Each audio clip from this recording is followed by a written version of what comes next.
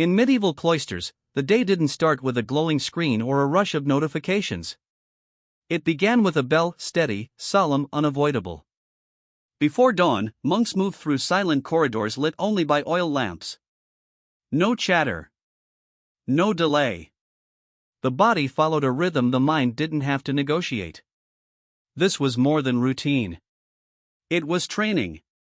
Each morning was a miniature battlefield where discipline was sharpened, not as punishment, but as preparation for life's chaos. These were people who didn't hit snooze, not because they were superhuman, but because their world built habits that made hesitation impossible.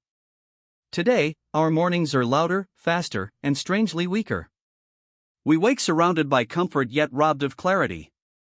But what if you could borrow a page from their book and craft a morning so steady, so purposeful, that it would carry you through the entire day? This is the lost morning discipline. And it's closer than you think. You don't need a monastery to build it. Just your kitchen, and a willingness to start like the masters of focus once did. Before dawn, medieval monasteries stirred in complete darkness. Monks did not wake to the shrill insistence of an alarm clock but to the steady rhythm of their own discipline.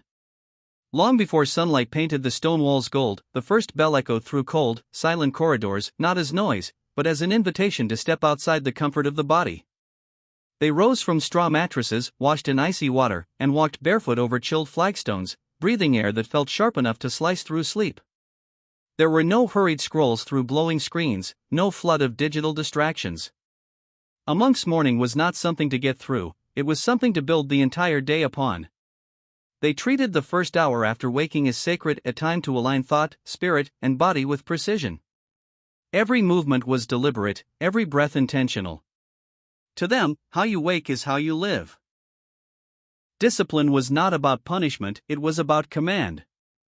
Medieval minds understood that a person who cannot master the morning cannot master the day. This was their battlefield long before swords were drawn or manuscripts illuminated.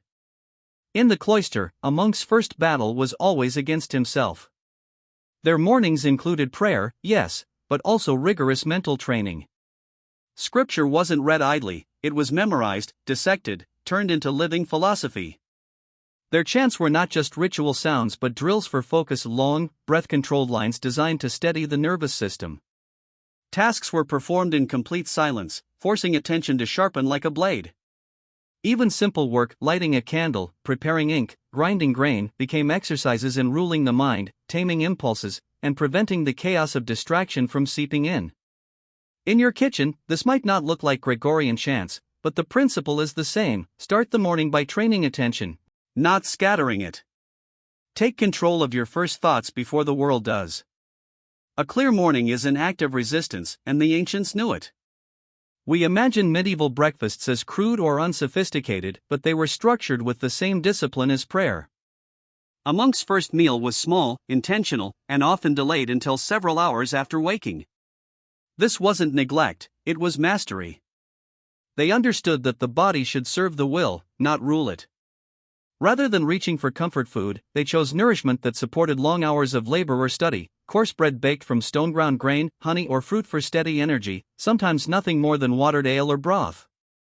These foods didn't overload them, they prepared them. And they were taken in silence, chewing slowly, tasting deliberately, training the mind to be present even in small acts.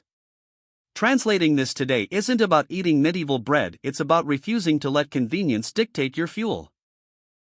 It's about viewing the morning meal as a way to prime yourself for clarity, not simply to satisfy cravings. Imagine eating not while rushing to work or doom scrolling, but as if every bite was setting your mind in order. When the monks emerged from the cloisters at dawn, their morning was not just a ritual, it was an art of aligning the body, mind, and spirit. Now, imagine bringing that same discipline into your modern kitchen. It starts with intention, the deliberate act of preparing your morning, not in a rush, but with presence. Each action, from boiling water to slicing fruit, can become a meditation. The clatter of pots and the aroma of coffee or bread can anchor you to this moment, grounding you in a rhythm centuries old. This is not about perfection. It is about mastery over attention. In the silence of your kitchen, distractions fade. Emails, notifications, the endless pull of screens, they all recede when you focus fully on the simplest acts. Pouring your tea becomes an exercise in precision. Cleaning a surface transforms into a ritual of care. Your morning becomes a temple, and you, the monk, tending the sacred spaces of your day. Through these small, deliberate actions, you reclaim time that the world tries to steal. The power of the lost morning discipline is not merely a historical curiosity, it is a blueprint for survival, adaptation, and inner resilience. Consider your day as a battlefield. Your mind is constantly under siege by endless tasks, a cacophony of notifications, and the ephemeral pull of distractions that demand attention at every moment. In this chaos, the ancient routines of cloistered monks offer a profound strategy. By adopting their practices, even in a modern kitchen or living room, you begin to construct an inner fortress, a space of clarity and intentionality impervious to the noise of the outside world. You no longer react mindlessly to every ping, every message, every fleeting demand. Instead, you move deliberately, anchored in purpose, each action chosen rather than compelled. This discipline is subtle, yet its impact is transformative. Focus is not a gift handed down, it is cultivated, nurtured through ritual and repetition.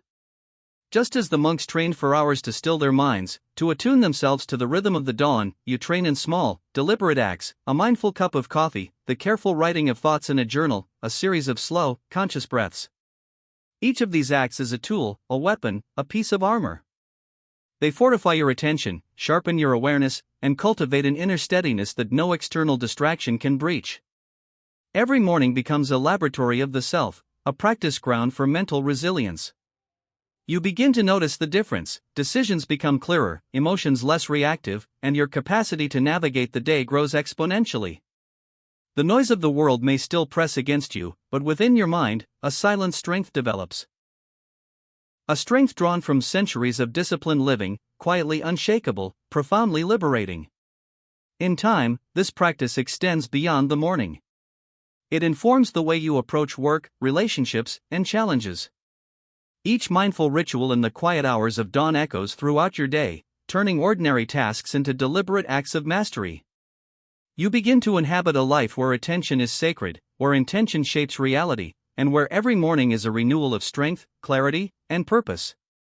The lost morning discipline is no longer lost, it is yours to wield, a timeless legacy that empowers the modern life, transforming chaos into order, distraction into presence, and fleeting moments into enduring mastery.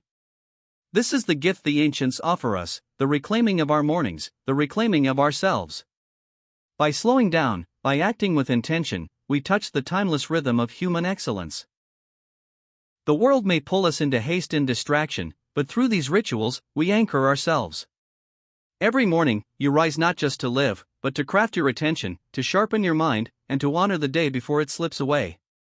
So as you leave your kitchen, your home, your bed, carry the lesson forward: discipline is not punishment. It is freedom. It is clarity. It is the quiet power of a day begun with intention. The monks of old mastered the dawn, today, you can too.